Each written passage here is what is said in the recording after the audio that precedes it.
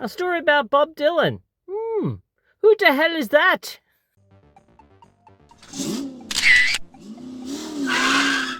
G'day, it's Adam here again with another quick instant movie review for you. Of course I know who Bob Dylan is. Today we're talking about A Complete Unknown. This is the latest film from director James Mangold. It stars Timothée Chalamet as Bob Dylan, a 19-year-old boy in the 1960s who arrives in New York with his guitar and a revolutionary talent, and gets some inspiration from a few people that basically sends him down the road of changing American folk music forever, but not just folk music. Oh no, he started more of a movement than that. And this talks about how he goes from folk and what he does to that movement to making the controversial decision to, you guessed it, plug in his electric guitar and use that instead. Ooh. So this film is, as I mentioned, co-written and directed by James Mangold. He co-wrote the screenplay with Jay Cox, who is a music critic from Rolling Stone magazine. It's based on a book, a 2015 book called Dylan Goes Electric by Elijah Ward. It takes a really small period of time, and in that 1960s time slot, 1961 to 1965, and really culminates at the Newport Folk Festival, which is interesting. So this is that's kind of where the big crescendo for this film happens. This film also stars Edward Norton, Elle Fanning, Monica Barbello, and Boyd Holbrook, who is fantastic in this film, and Scoot McNairy, who is also really great as Woody Guthrie. I know a little bit about Bob Dylan. I obviously know all the hits, and I understand that he could be a bit of a prickly character, and really was more about the music than the show. So, which is interesting, and I guess him wanting to get his thoughts out and then move on. That's kind of how I feel that Bob Dylan has very well been presented here. But the thing I think with this, and the thing that Timothée Chalamet I think really wanted to get out, and James Mangold, is that he is not linear. He is not a character who you can pin down, which I think is the point that the film is trying to make. And that's really why I think James Mangold hasn't taken the traditional biopic line from cradle to grave, even though Bob Dylan is still very much still alive. That's why we've just focused on this period of time to say, yes, well, he was this juggernaut that came in 1960s, young, while everyone else is trying to make a statement on folk and getting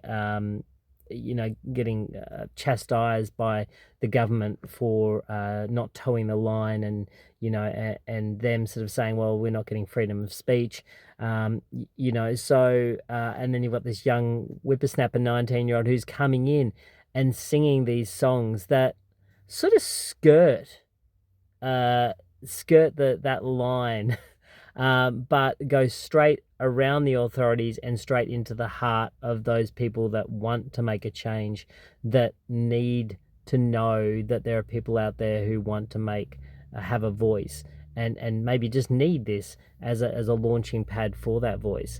So that was the power that Bob Dylan's songs really had, this 19-year-old revolutionary, and then for those people that held him up as a folk god, so to speak, and all the fans that came along with it, for him then to basically go, all right, well, I'm going down this road, but now I'm just going to go down this other road because that's where I feel I need to go, and plugging in his electric guitar and grabbing, whistles and telling things a little differently, really shook the tree for those people that held him in a high regard. They then went, whoa, well, maybe he's not our Messiah after all. Maybe he's just a very naughty boy, is kind of, I think, what the message is. But he's not a naughty boy. He's just a guy that went, no, I've done that. Now I'm going to tell this story with these instruments in this way, no matter what people want me to do. But the interesting thing about this is that, that Johnny Cash, who is fantastically played by Boyd Holbrook in this film, encouraged Bob Dylan to skirt around the system, like get out of the system and do what he wants. Give them hell, is what he says. When he knows very well that this is going to bring down a festival and everything that someone who helped him get to where he was is a main person behind. So he wasn't afraid to burn bridges, and he wasn't afraid to he was fine to have the title of enigma, but he didn't want to be put in a box. And that's exactly what we have here with this. And as much as we find it hard to really understand what Bob Dylan as an artist is trying to be, or what he is, I think he very much, James Mangold, also demonstrates to the other characters in the film that you also are having a hard time trying to pin down this guy, which is interesting. So Timothy Chalamet is fantastic. I mean, the guy sings the songs. He learned the guitar. He started learning straight away, learned how to sing. He embodied the character. He spent a lot of time with Dylan, talked a lot to him. James Mangold also did as well, and got anecdotes from Bob Dylan. So they both have done their research, and they both delved very heavily into this. And it really does show. Everyone in this film puts in 100%. And it's an interesting biopic. I think what's really interesting is that I think since Walk the Line, where James Mangold told a straightforward biopic from woe to go of Johnny Cash,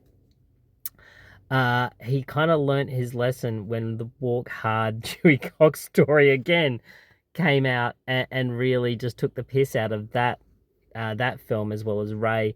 And I think really James Mangold went, well, I have to do something different because my hand has been shown now, and I really just need to try something different. So he picks a period of time to focus on, which I think is really, really smart.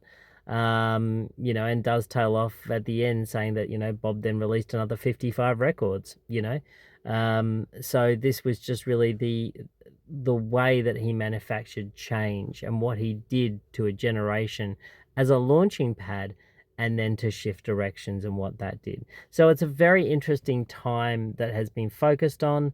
I think this film is great. Scoot McNairy as Woody Guthrie is really fantastic in a role that would be extremely hard to play. And I won't give too much away. When you see the film, you'll find out. Elle Fanning is a sort of a slightly manufactured character made up of a couple of different people in Bob's life, but she plays the role very well. We don't invest a lot in those relationships, and certainly not the one with Joan Baez, although there is always that tension there. But this does really play into the enigma machine that is Bob Dylan, and it's very interesting to sort of see those origins of it. So I really enjoyed A Complete Unknown, and I'd probably give it 8 out of 10. I thought it was great, and I thought the performance was great, and Timothy Chalamet, you probably deserve an Oscar. It's a very, very good performance. So that's my review of A Complete Unknown. Do you have a favorite Bob Dylan song? Do you? If you do, please comment below, let me know, and what has it meant to you? Or is there a biopic that you'd love to see? We've had Better Man, we've had Bohemian Rhapsody, we've had Rocket Man. Where is the gap?